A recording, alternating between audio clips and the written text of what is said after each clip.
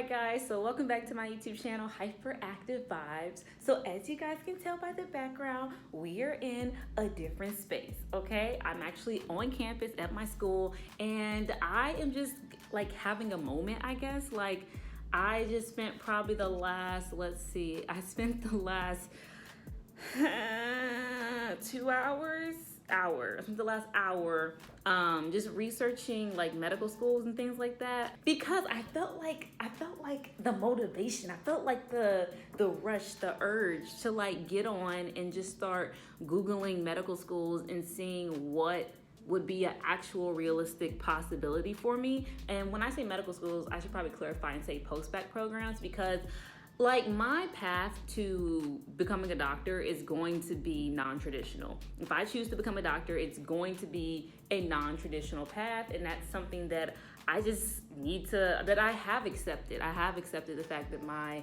path is going to be non-traditional. And so that said, I need to be looking at non-traditional routes to becoming a physician. And I would prefer to stay in America, and I would prefer to go to an MD school. Since I'm here, like, you have that opportunity, you might as well take advantage of it. And I would like to stay in state for my post-Bacc program. But those are all the things I would like to do. Now, if they're actually gonna happen is a completely different story, okay? So there are actually quite a few post-Bacc programs out there that offer guaranteed admissions. However, they have to actually meet my academic requirements in a sense. So like where I am, it has to be like achievable. So I'm not gonna like apply for a school that has like, you need to have a 3.9 undergraduate GPA, and then you need to have a 3.8 post-Bacc GPA. Like, that school is not applicable for me. It's not realistic for me to apply there, versus a school that's like, oh, undergraduate, you need like a 3.3 or 3.4, and then post-Bacc, you need like a 3.7, 3.8. Even if it is a 3.9, I feel like I can apply myself better in the post-Bacc program. But that undergraduate GPA, please be flexible. So the point is, I found a few post-Bacc programs, and boop, boop, boop, boop. All of those actually offer guaranteed admissions to students with either a non-traditional background, or who are minorities, underrepresented,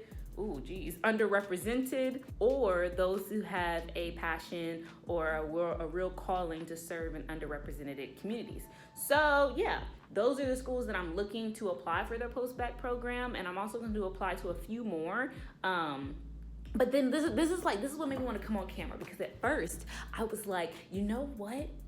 I'm not going to apply to any schools that aren't affiliated with a medical school or don't have any connections to a medical school. Because, like, what's the point? Why would you do that? That's not smart, because then you have no guaranteed way that you'll be accepted.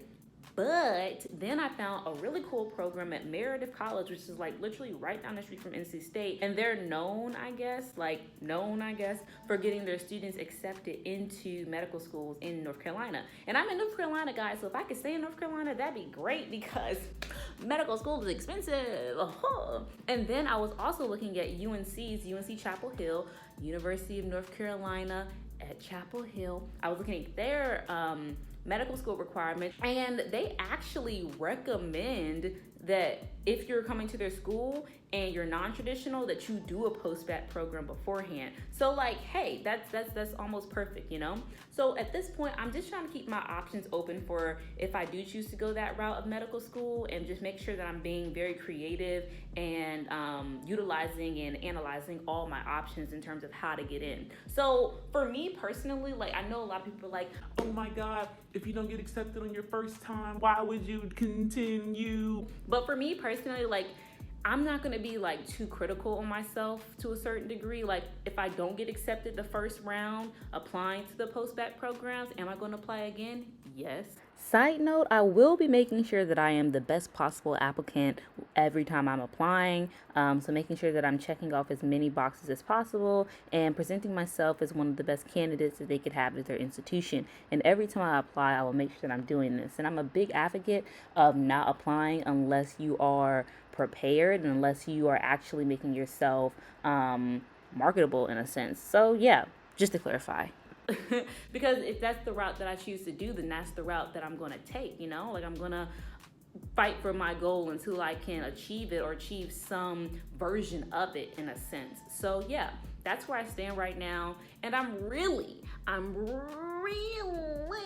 okay guys, I'm really just hoping to kind of narrow it down on if it makes sense for me to go to medical school, because I had a really good conversation with my boss at my new job, and he kind of broke down like what it really takes to run and operate a clinic, and it was very insightful. Like the things that he was telling me about like the healthcare system and about different policies that are set in place, about how doctors and nurses and PAs can kind of work in conjunction. I didn't know those things, and it's not really common knowledge for you to know those things. And the only reason why he knew about that is because he's in that field, and then he also knew people who had taken those routes. And so that conversation with him just really got me thinking about maybe becoming a doctor would be the best way and the easiest way for me to go about opening up clinics. So yeah, that's kind of where I'm at. I would say percentage wise, I'm probably like 60-40%, and it's increasing to like maybe 70% in terms of do I want to go to medical school, just because the other routes, they don't really guarantee the fact that you can open up a clinic, and becoming a doctor kind of does, depending on your specialty, you know what I mean? So yeah, that's where I kind of stand right now, and I'm happy that I took that little hour and a half break to like research all those programs, because it really just highlighted the fact that a lot of people who go to medical school, a lot of your doctors are non-traditional. They don't go straight from high school to college to becoming a doctor. That's not your stereotypical way that a lot of people become doctors. So hey, if I'm gonna be non-traditional but still be able to reach my goal in the end, then I'm down for it. So we shall see. And so that said, this all said, if you guys would like the links that I use to find all these different programs that have guaranteed admissions if you complete their Post-Bacc programs, then just like this video. By you liking this video, it's gonna tell me basically like, hey, include those links, and then I'll update this video with some links. So yeah, just let me know, because I won't do it unless you guys really want me to. So yeah, just let me know by liking this video. All right guys, so yeah, I think that's pretty much gonna be the end of this one. I really just wanted to get on here and just talk about the fact that my decision around going to medical school is kind of morphing, I guess, and also the fact that I know I'm going to be non-traditional, and I'm okay with being non-traditional because it is what it is, okay?